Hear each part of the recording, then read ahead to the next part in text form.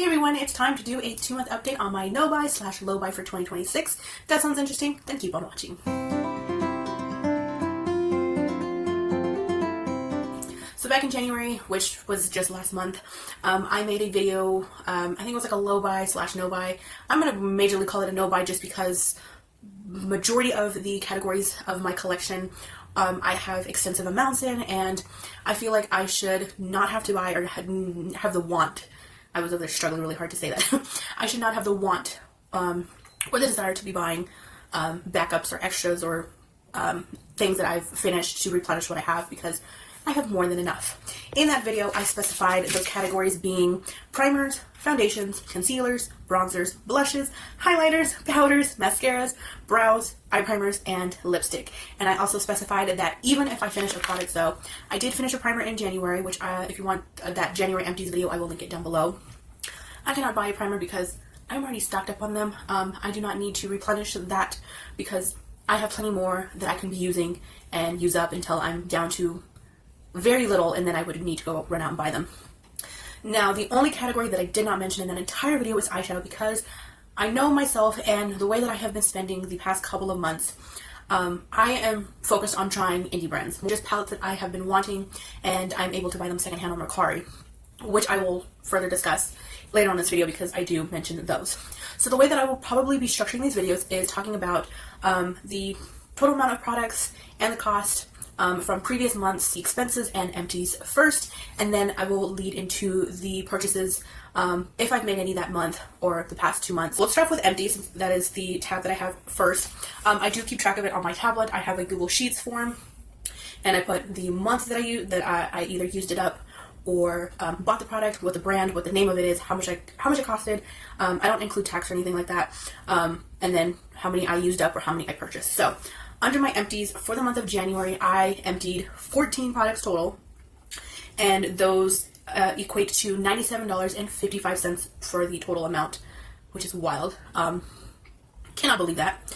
For February, I am recording this a little early. It is February 19th, but I don't anticipate any more empties within the next week or so. I have 3 empties in February, totaling $24.19. My expenses for January, I did end up buying 3 things, which totaled $59.99. I will talk about that in a little minute here. And then this month, February, I technically bought 1 thing, but I technically didn't, and I will discuss that when I get to it, which I didn't put that as a total cost spend because it didn't come out of my pocket. The 3 things in January that I bought, 2 of them are palettes. Like I mentioned, I anticipate buying more palettes this year. I do also intend to buy palettes in March because it is my birthday month, and I have my eye on a few on Mercari. So I know myself that's a given that this year is the year of me back to buying palettes, but on a more careful level. I'm really going to make my decision, go down to the very nitty-gritty and be like, do I absolutely want this palette, or am I just buying it because of the brand or because everyone else is talking about it, or whatever the case may be. No, but these 2 palettes I have been wanting. The first palette being the Disney Little Mermaid with, or I should say Sigma collabing with Disney Little Mermaid. This one I actually bought off of Rachel, which she used to do YouTube videos here under the name of Shimmers and Silver. Hi Rachel, if you're watching. She sells her palettes secondhand on Mercari. I follow her because ever since she showed this palette in one of her videos, I've been eyeing it, and it was a palette that I have been wanting and longing for. I was able to snag this for $22, which, thank you, Rachel. Thank you so much. I have been wanting this palette because of how freaking gorgeous, how stunning it is. They have duochromes, multi-chromes, and I enjoy Sigma formula. I mean, I have previously gotten the Sigma Enchanted Mini from Steph here on YouTube as well, and I am impressed. I wanted to try more, and I just also have a somewhat sentimental attachment to this because I do have brown red hair, and when I was younger, several teachers in school and some of my friends would say, you resemble Ariel from Little Mermaid, and so it just kind of draws me back to that time.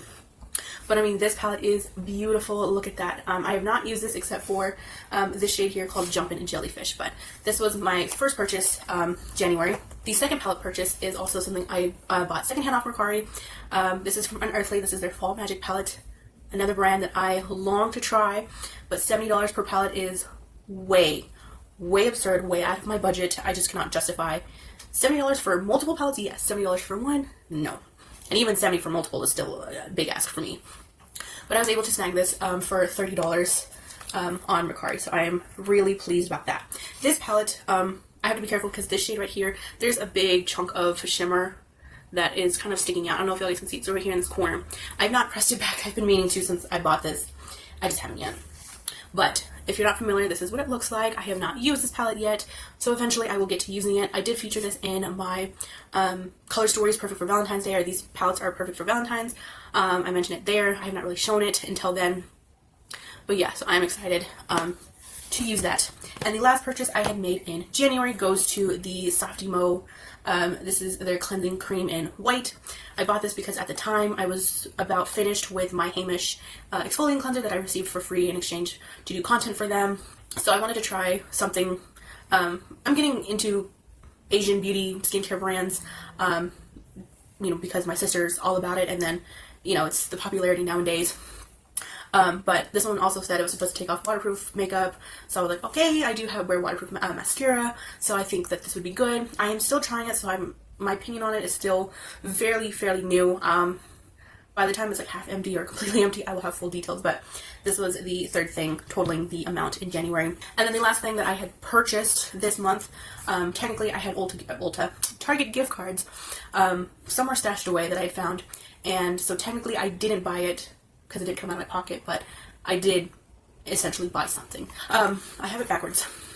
I bought another of the e.l.f. Holy Hydration Makeup Melting Cleansing Balm, my holy grail way to take off all of my waterproof mascara, my eyeshadow, my liquid lipsticks, my very bold eyeshadows, whether it's red, purple, something like this, or very hard to take off lipstick sometimes. This takes off everything. Now I know there's a few of y'all who are not supporting e.l.f. because of the whole Matt Rife situation that they received backlash for. I don't support the comedian. I honestly didn't know who he was until my sister told me.